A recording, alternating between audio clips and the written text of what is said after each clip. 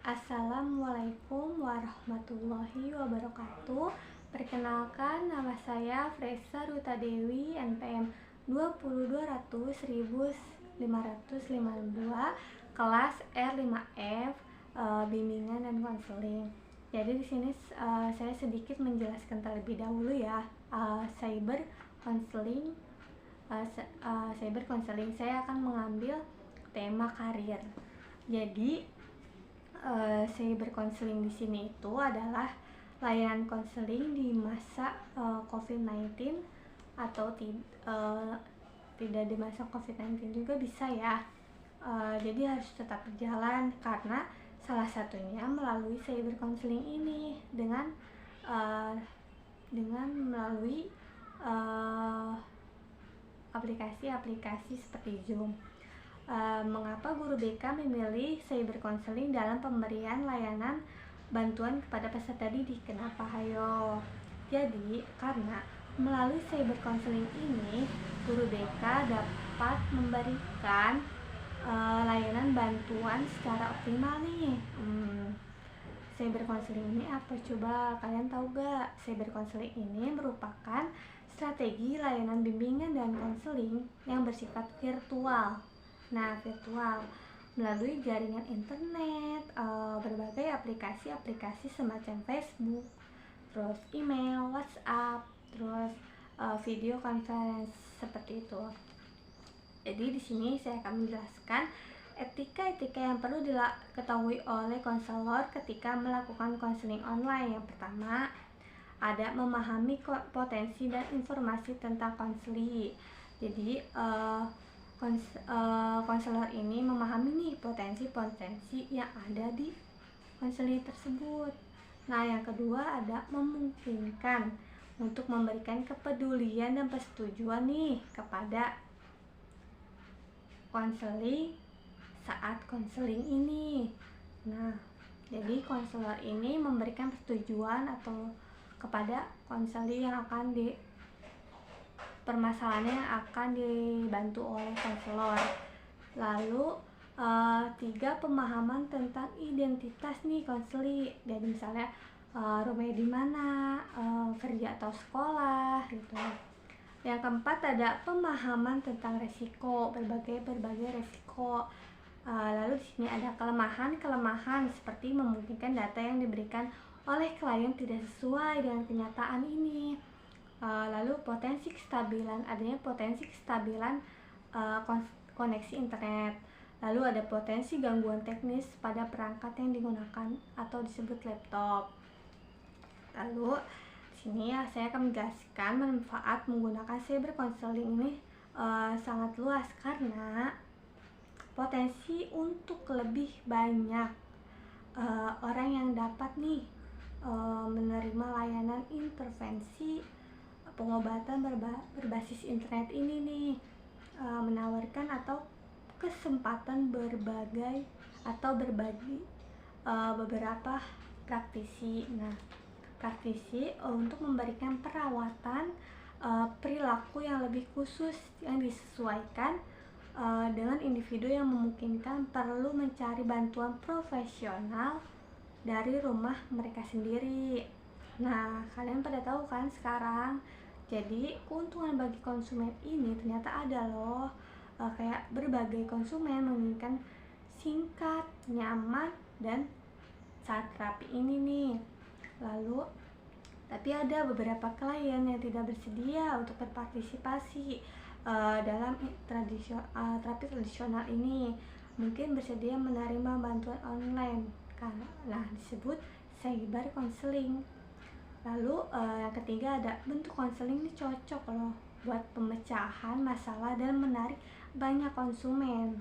Jadi lalu mengalami kecemasan ketika berbicara atau face to face seperti ini ya dengan konselor. Adapun kelebihannya memudahkan konselor dan klien karena tidak harus bertemu secara langsung untuk mengadakan konseling. Yang kedua ada dapat dilakukan di mana saja saat itu, juga sesuai dengan kebutuhan klien gitu. Harus konfirmasi terlebih dahulu. Yang ketiga ada proses konseling yang umumnya dilakukan tatap muka secara langsung. Secara sudah bisa dilakukan melalui piranti atau elektronik yang didukung jaringan tersebut. Nah, cukup. Nah, jadi lebih lanjut, cyber counseling ini adalah layanan terapi yang relatif baru karena konseling dikembangkan dengan menggunakan teknologi komunikasi dari yang paling sederhana, dengan menggunakan email, WhatsApp, chatting gitu ya. Cyber counseling ini adalah satu model konseling yang berlangsung melalui bantuan koneksi internet di mana konselor dan konseling ini tidak hadir secara fisik pada ruang dan waktu yang sama gitu. Jadi layanan cyber counseling ini khusus nih dimanfaatkan berbagai media online yang biasa digunakan seperti jaring sosial. Nah, jadi proses konseling bertujuan untuk membantu konseling untuk dapat memahami diri dengan lingkungannya sehingga dapat membawa seseorang menuju kondisi yang membahagiakan, sejahtera, nyaman dan berada pada kondisi kehidupan yang lebih efektif.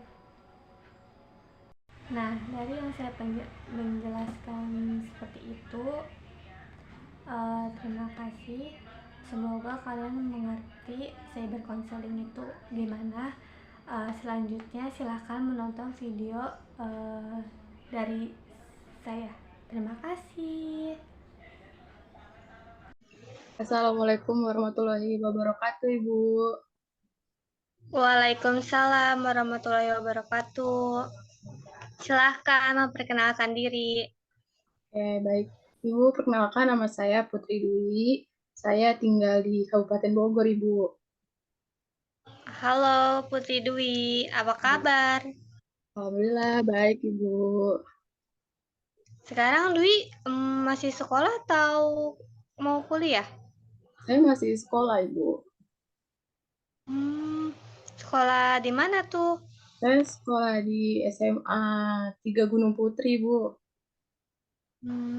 Kelas berapa Dwi? Kelas 3 SMA. Sebelumnya pernah konseling? Belum, Ibu. Ini pertama kalinya saya ikut konseling. Oke, baik. Ya, jika pertama kali kita sekarang mempunyai waktu untuk berbicara. Mari kita manfaatkan waktu ini ya. Baik, Ibu. Jadi saya sebelum ngomong sama Ibu udah gugup dulu nih. Tapi setelah saya bicara sama Ibu, saya udah agak tenang, Bu. Tapi sebenarnya terdengar dari keraguan Dwi berbicara dan raut wajah Dwi sedih dan tidak bersemangat nih. Apa benar itu? Iya, Bu, ini memang keadaan saya akhir-akhir ini, Bu. Silahkan Dwi bercerita. Sepertinya Dwi ragu dalam bercerita, apa betul? Iya, Bu, saya ragu sekali untuk bercerita. Baik, Ibu jelaskan terlebih dahulu ya, bahwa di sini ada asas kerahasiaan yang menjaga dengan aman permasalahan yang diceritakan oleh klien kepada konselor. Jadi, kamu tidak perlu takut kalau masalah kamu terbongkar atau diketahui orang lain. Oke, baik, Bu. Saya akan bercerita ya, Bu. Silahkan.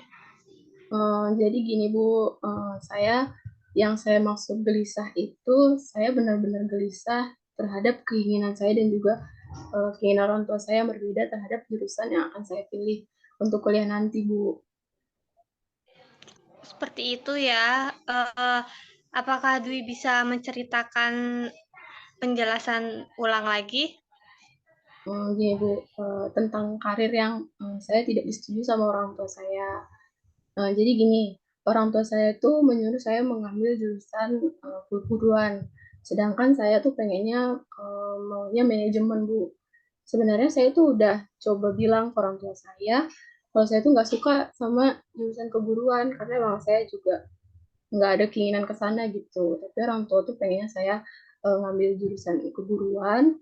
Terus karena saya nggak mau ngecewain orang tua saya, akhirnya saya memilih apa yang orang tua saya mau gitu. Nah, takutnya saya tuh nggak mampu Bu kalau saya ngambil jurusan keguruan gitu Bu. Jadi saya bingung. Saya merasakan apa yang Putri Dwi rasakan, betapa beratnya masalah yang kamu hadapi sekarang ya. Bisakah kamu menjelaskan kenapa kamu berpikiran bahwa kamu dalam proses perkuliahan nantinya? Hmm, iya Bu, karena kan jurusan yang diambil itu kan nggak sesuai sama keinginan saya ya. Terus saya takutnya nanti saya malah nggak serius, saya malah males-malesan belajarnya, karena saya nggak mampu gitu untuk mengerjakan tugas-tugas dari jurusan yang orang tua saya pilih. Jadi saya kayak kurang pede gitu Bu, saya juga nggak bisa ngomong di depan kelas gitu. Hmm, baik, baik. Bisakah kamu menceritakan kenapa kamu adanya kurang pede pada berbicara di dalam kelas? Hmm, sepertinya sih saya ini ya Bu, kayak saya tuh kayak nggak bisa public speaking itu yang pertama. Saya juga kurangnya pengetahuan untuk jadi guru, nggak pede gitu. Tapi ya di satu sisi saya harus tertekan karena ya saya masuk jurusan ini gitu Bu.